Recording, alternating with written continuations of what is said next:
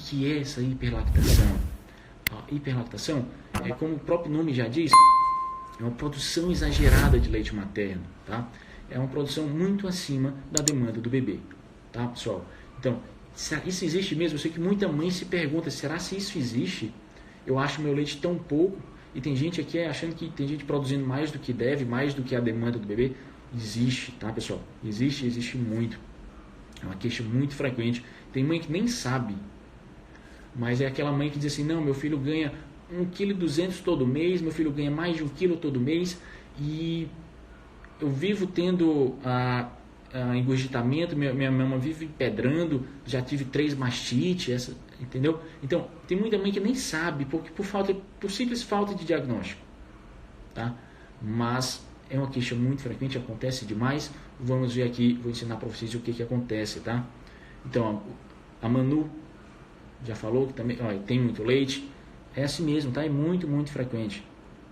A hiperlactação é a produção exagerada, a produção exacerbada, muito acima da demanda do bebê. Isso sim existe. A gente já falou na aula passada sobre queixa de... A gente vai falar ainda mais, vai aprofundar ainda mais, mas a gente falou na aula passada sobre a queixa de pouco leite, da sensação de pouco leite. Geralmente a sensação, um quadro típico é a crise dos 3 meses, tá? Que existe aquela sensação junta com o bebê chorão por causa do salto, e aí é que a mãe enlouquece mesmo, achando que o leite está fraco, que o leite está pouco, tá bom?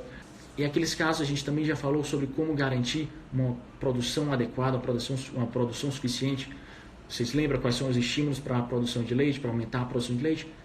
Beber muito líquido, sucção, ou seja, botar o bebê para mamar em livre demanda, esvaziar as mamas, e carboidratos.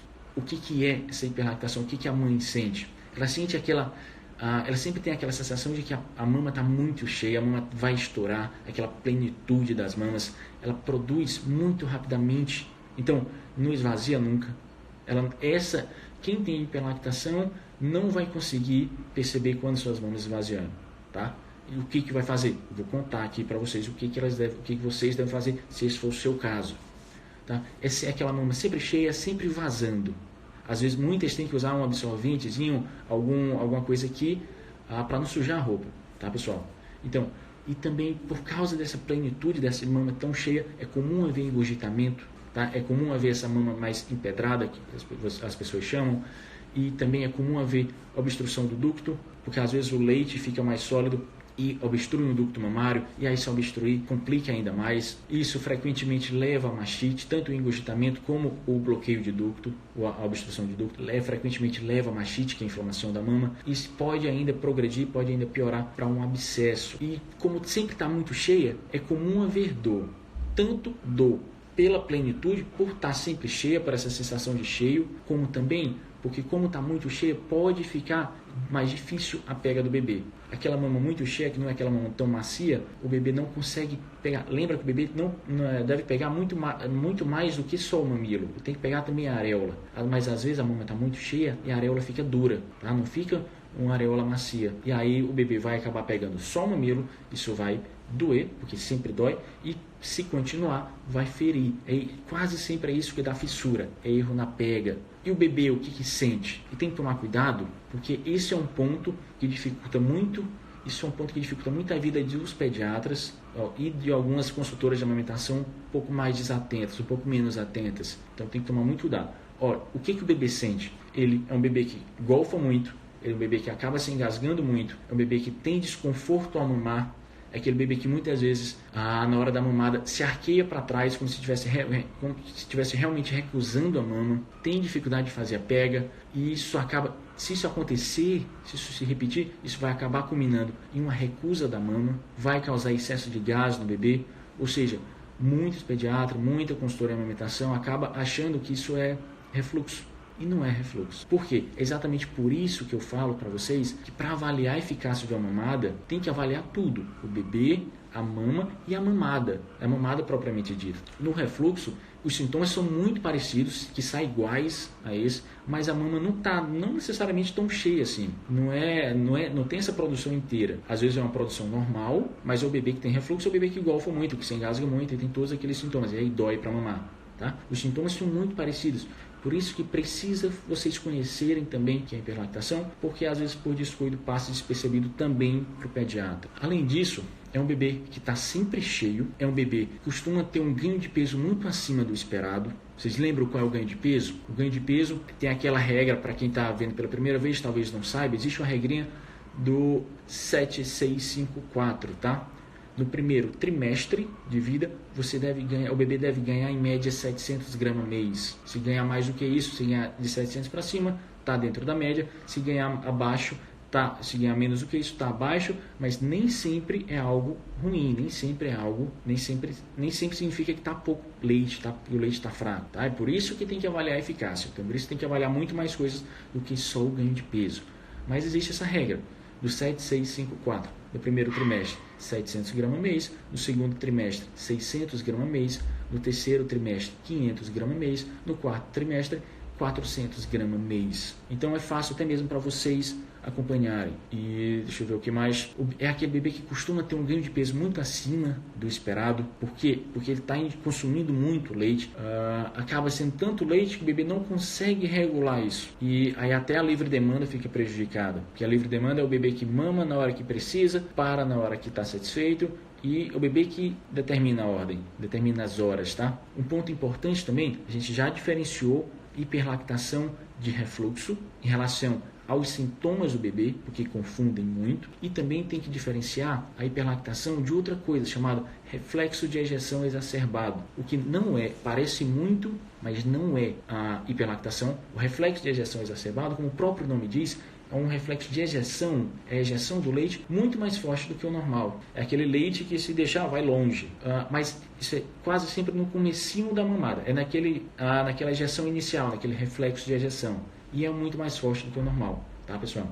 Então, o bebê que mama em uma mama que tem isso, que tem esse reflexo de ejeção exacerbado, costuma também ter mais golfos, mais engasgo, tosse por causa dos engasgos, tem mais dificuldade nas mamadas por causa disso, porque realmente incomoda muito, e aí o bebê vai sentir dor, o bebê vai ficar incomodado e vai acabar recusando, vai dificultar a pega. Todas essas que estão comentando que o bebê ganhou 2 kg, 2,2 kg, 1,7 kg, pode ser hiperlactação. É só o ganho de peso que determina? Não é só o ganho de peso que determina, eu falei os sintomas no início, mas conversa com o pediatra que fica melhor. E no reflexo de ejeção exacerbada, não necessariamente tem essa produção aumentada, não precisa, é só realmente o reflexo de ejeção mais forte. A produção de leite está completamente normal. A mãe consegue esvaziar a mama, a mãe consegue perceber que esvaziou a mama. Como é que se percebe que esvazia a mama? Como é uma linha mais curta, a gente pode ficar interligando os assuntos. Como é que se percebe que esvaziou a mama? A forma mais fácil de você descobrir, você aprender isso, é você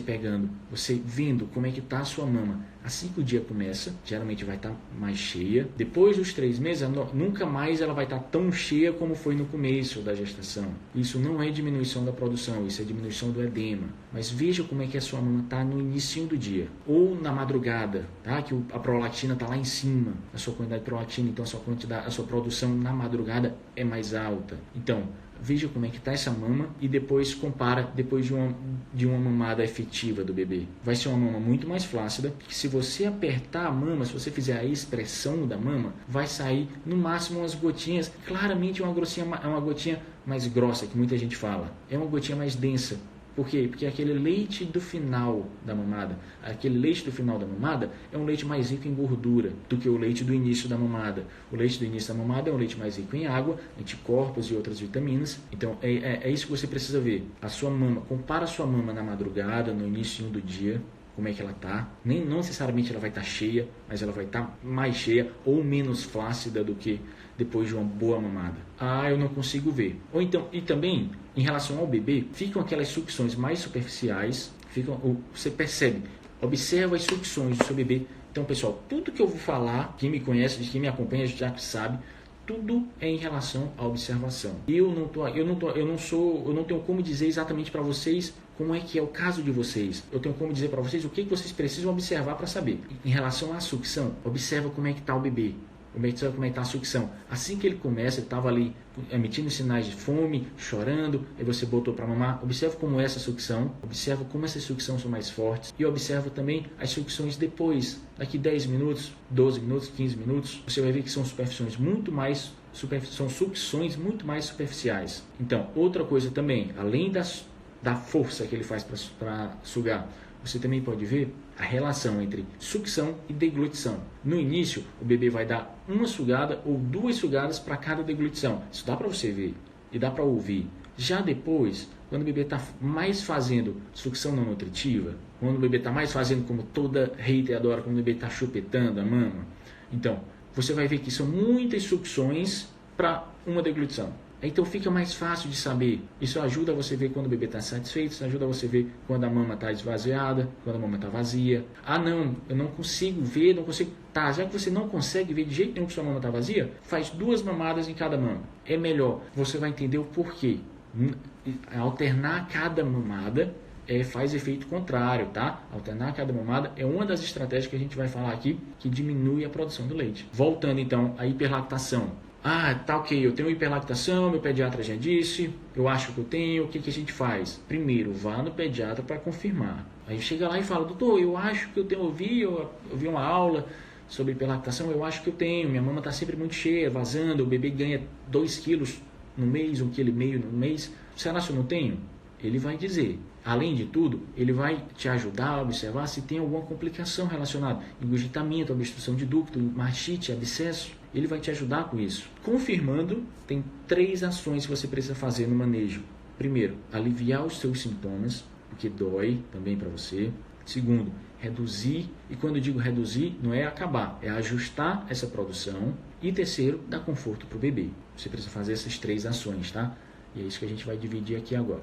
A primeira ação, como aliviar os sintomas. Na mamada, na hora que você vai amamentar, já faz uma pequena ordenha da própria mama. Por exemplo, essa mamada eu vou amamentar na mama direita. Então você já faz uma pequena ordenha para deixar ela mais maleável, tá? Para ela não ficar uma mama tão dura. Isso vai ajudar na pega do bebê. Além disso, na hora da mamada, o bebê está mamando aqui na mama direita. Você vai e faz massagem na mama esquerda para dar uma pequena esvaziada na mama esquerda. Por quê? Porque quem tem hiperlactação produz muito leite, então não consegue ficar, o bebê dificilmente vai esvaziar a sua mama, e daí a outra está lá produzindo, e como você está amamentando, o hormônio é um só, o hormônio age, os hormônios na verdade, eles agem de forma igual, então está produzindo nessa mama que o bebê está mamando, mas também vai estar produzindo na outra mama. Faz uma ordenha de alívio, dá uma massageada na outra mama também, para alívio, isso para diminuir os riscos de engurgitamento, diminuir os riscos de obstrução do ducto.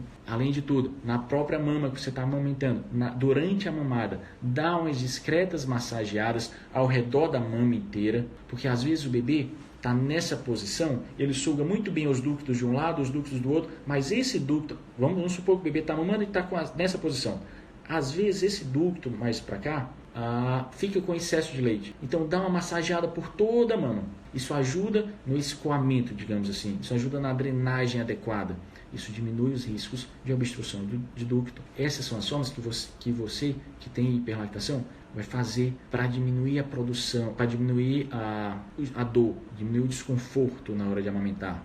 Agora você vai também ter que diminuir a produção, ou seja, você vai ter que ajustar para ser aquela produção conforme a demanda do bebê. E para isso tem três estratégias. As 2 primeiras são um pouco antagonistas, vocês vão ver que são uma meio contraditória da outra, e as 2 primeiras aí mais vocês vão entender. De preferência nessa ordem. Para ajustar a produção, a primeira estratégia, a estratégia inicial que faz é alternar as mamas a cada mamada. Então, mamou na mama direita, daqui 2 horas, 3 horas, não sei quanto tempo seu bebê vai sentir fome de novo, você amamenta na mama esquerda, amamenta na mama direita, amamenta na mama esquerda, porque você nunca vai esvaziar, você não vai dar tanto estímulo de sucção nas mamas, e se você não esvazia, e se você não se diminui, digamos assim, o estímulo de sucção nas mamas, alternar as mamas acaba tendo um efeito contrário, acaba diminuindo a produção.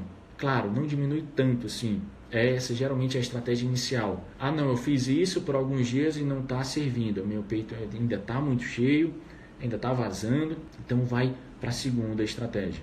A segunda estratégia é chamada blocked feedings, ou seja, alimentação em bloco. Alimentação em bloco é basicamente você passar 4 horas amamentando na mesma mama. Tá vendo como já é o contrário da primeira estratégia? essa tende a ser mais intensa, essa estratégia. Então, você passa 4 horas amamentando na mesma mama. Você amamenta, o bebê chorou, daqui 1h30 o bebê chora. Amamenta na mesma mama, daqui 1h30 na mesma mama. Enfim, se der 4 horas, você mantém na mesma mama. Na outra, e depois de 4 horas, só na outra mama. Porque aí isso já vai fazer outro efeito. Você está amamentando, por exemplo, na mama direita. Na mama esquerda, você passa 4 horas na mama esquerda sem nenhum estímulo de sucção. Apenas com a ordenha de alívio para evitar engurgitamento. Isso acaba, se não tem o estímulo de sucção, vai diminuir a produção. E claro, isso tem que ser sempre acompanhado, por um pediatra ou por uma consultora de amamentação, para ela te ajudar a determinar o quanto tem que diminuir, quando tem que parar de diminuir. Então, tem esses blocos de alimentação, blocked feedings. Você passa 4 horas amamentando em uma mama, 4 horas amamentando na outra mama e fica alternando a cada 4 horas. Não, eu fiz isso e não ajudou. Eu fiz isso e não serviu. Aí tem as medicações. Tem medicação, mas é claro, isso só com pediatra, mas geralmente se começa com a medicação chamada pseudoefedrina, aí depois passa para os hormônios, por exemplo, os hormônios à base de estrogênio, por exemplo, alguns anticoncepcionais servem para isso, diminui a produção, tá? Principalmente os que possuem estrogênio. E também, se não servir, existe uma medicação chamada cabergolina. Essa é arriscada e quase sempre não precisa dela, tá, pessoal?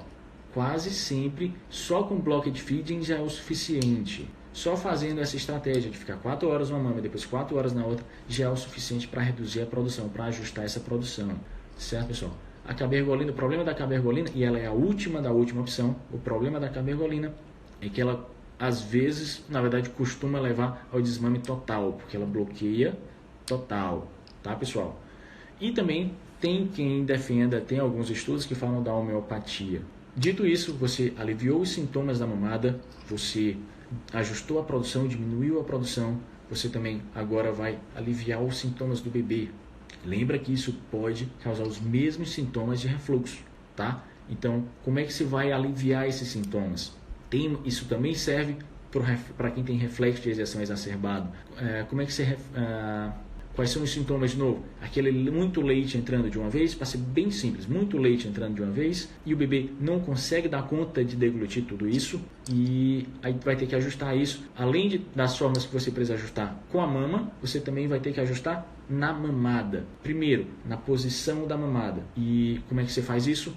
O bebê mais na vertical ou deitando por cima de você. Por quê? Simplesmente por gravidade. Se o bebê está mais na vertical, ele tende a golfar menos, porque o leite pesa para baixo.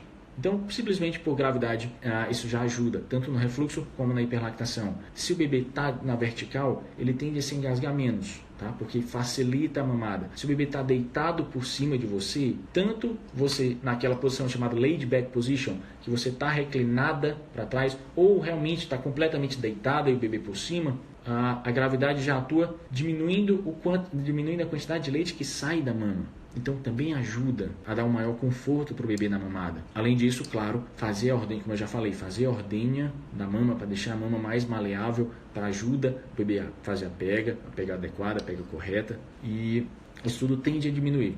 Claro, depois que mamou, o bebê de mãe que tem hiperlactação precisa ficar mais tempo para rotar, tá? Precisa colocar o bebê para rotar por mais tempo, tá, pessoal? Porque é um bebê que toma muito mais leite que o normal. Ou seja, o esfíncter do bebê é igual, tá? É imaturo, não segura o leite no estômago tão bem, digamos assim. Independente se todo bebê tem esse esfíncter mais imaturo. Se for um bebê de uma mãe que tem hiperlactação, vai entrar muito leite. Então, vai sair muito leite. Então, ele precisa sim ficar mais tempo que o normal. Se geralmente você fica 20 minutos, uma mãe deve ficar uns 20 minutinhos botando para rotar, tem que ficar mais tempo, 30, 40 minutos. Porque engolfar é complicado, engolfar deitado é perigoso. Todos os dias chega no hospital, uma criança, infelizmente, chega no hospital, uma criança engasgada, ou uma criança que passou por um engasgo. Então, tem que tomar esse cuidado.